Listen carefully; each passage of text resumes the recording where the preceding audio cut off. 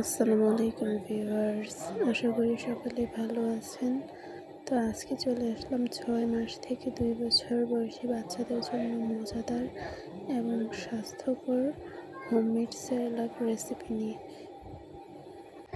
এটি খুব দ্রুত বাচ্চাদের ওয়েট গেইন করতে সাহায্য করে। তো চলে আসলাম প্রস্তুত প্রণালীতে। এখানে আমি নিয়েছি পোলার চাল, নিয়েছি 1 মুঠ পরিমাণ কিশমিশ, নিয়েছি কাঠবাদাম, নিয়েছি চীনা বাদাম, 5 থেকে 7টা খেজুর, নিয়েছি ঠিক কাজু বাদাম আর জিরা। এইখানে আমি আরও নিয়েছি ভাতের চাল, নিয়েছি লাল চাল, নিয়েছি মসুর ডাল। চাল ডালগুলো এখানে আমি 2 মুঠো পরিমাণ নিয়েছি আর ড্রাই ফ্রুটসগুলো 1 মুঠো পরিমাণ। এখন আমি এখানে পোলার চাল আর জিরাগুলোকে বাকি চাল ডালগুলোর সঙ্গে একসাথে মিক্স করে নেব।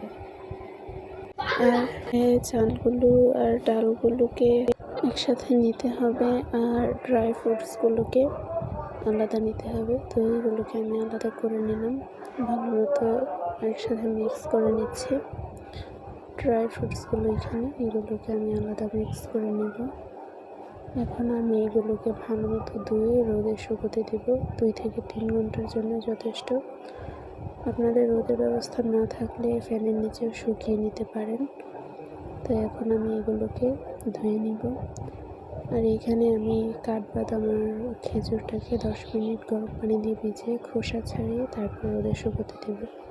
তো চলে আসলাম, এগুলোকে ভালো মতো ধুয়ে রোদে শুকোতে দিয়েছি। এটা আমি 2 থেকে 3 ঘন্টার মতো শুকিয়ে পানি ঝরিয়ে নেব। ভিডিওটি যদি ভালো লাগে একটি লাইক করে দিবেন। তো এগুলোকে শুকিয়ে নেওয়ার পরে আমি একটি প্যানে এগুলোকে ভালো মতো ভেজে নিব।